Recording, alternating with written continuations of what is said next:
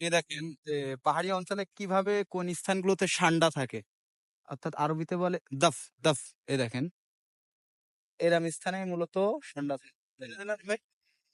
দেখতে পাচ্ছেন এর ভিতরেই মূলত ঠান্ডা থাকে।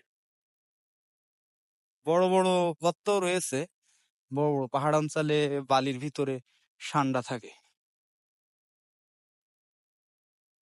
কি সুন্দর দৃশ্য এখানে, আলহামদুলিল্লাহ। জিলানি ভাই এর আগে এসেছে, আজকে আমাদেরকে নিয়ে এসেছে। তো ভিডিও